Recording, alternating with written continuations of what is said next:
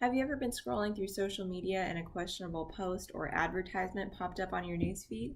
Well, this actually happened to my boss when we were at work on a particularly slow day. She was scrolling through Facebook and I was looking at posts with her when an advertisement for a male enlargement product popped up on her newsfeed. There was a moment of pause. I think we were both shocked and then we started laughing. Luckily, we had a pretty casual work relationship, so it wasn't a big deal. I ended up Googling the product on my phone and we looked more into it and we were joking around about it. Then we went on with our day. When I came home from work that day, I was scrolling through my Facebook and an advertisement for that same product popped up on my newsfeed. This wasn't a coincidence. Social media platforms are free because they gain their revenue from advertisement agencies. And these ads are now often tailored towards the user. And the way they tailor advertisements towards the user is by accessing data from cookies and by purchasing information from different agencies, different third-party agencies. So a cookie is a data package that tracks your web browser usage. So if you go on Google or actually access pretty much any part of the internet, you're probably having your data stored and remembered by cookies. And in social media account terms and conditions, they have access to these cookies.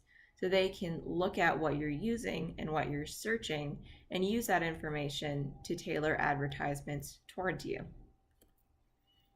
And this brings the point that there should be no expectation of privacy when using social media. So if you define privacy in two spheres, one being user to user and one being user to third party, you could see that there isn't any privacy between either of those. And a third party agency is an agency other than a user and other than that original social media platform that has access to your user data. And we should care because odds are either you or someone that you know has a social media account.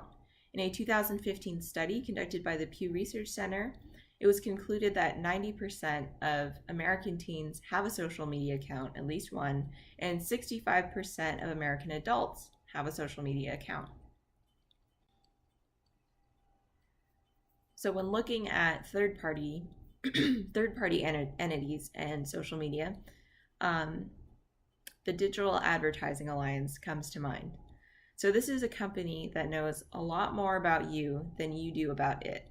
I hadn't heard of the Digital Advertising Alliance until I started doing research on this topic. And this company has access to your web browser usage and data.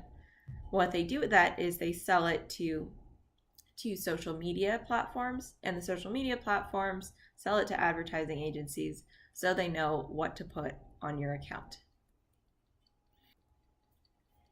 In terms of user-to-user privacy, there is a want for privacy between users on social media platforms.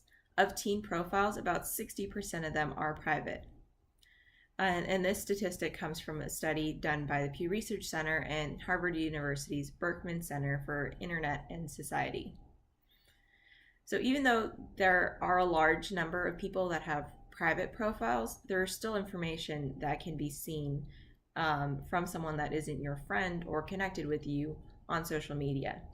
So of teen profiles, 90% had photos of themselves. So even if you're not friends with that individual, and that individual has a private profile, you could still see their profile picture. So someone that you're not friends with knows what you look like. Also, about 77% of teen users listed their school name.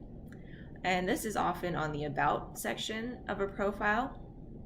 And this can also be seen by people that aren't your friend if you have a private profile and you haven't listed that section as private. And you could search for people by their name and their location or their school name. So someone who wants privacy can still have strangers seeing their photos and knowing what they look like and knowing where they go to school. And that's pretty scary, especially for people that are teens, so younger. That seems like kind of a danger. In 2013, the High Court of Ireland ruled that posts on a private Facebook page were not made just to the friends poster, but they should be considered a post to the public at large. So in this case, someone was suing because a post that they had made to a private page was shared, and information that they wanted to be private happened to reach people that they didn't want to know about it. So they were suing for a violation of privacy. And the court ruled against them. So it stated that since posts made on a private Facebook page can be shared by their friends, that information actually isn't private. There's also the issue of going viral. So when you scroll through Facebook, you see a lot of viral videos where people are doing something crazy or extreme, maybe it's controversial, and it gets out and everybody sees it. An example of this is the publicist Justine Sacco tweeted, "Going to Africa, I hope I don't get AIDS. Just kidding, I am white." And this caused a lot of controversy on Twitter. She only had a following of about 100 people, which is not big at all. And during the course of her plane ride, she tweeted that before she got on her plane, the hashtag "Has Justine Landed Yet?" started trending #1 in the world. So someone who only had a following of 109 people ended up being the topic of controversy for Twitter on the global scale. So if you recognize that what you do on your free time in your web browser or what you're accessing in other places of the internet isn't private when you have a social media account, and that user-to-user privacy isn't exactly what it seems, it begs the question, what is left private? And the answer to that is nothing really. So the next time that you use social media, post like a stranger is watching, because they are.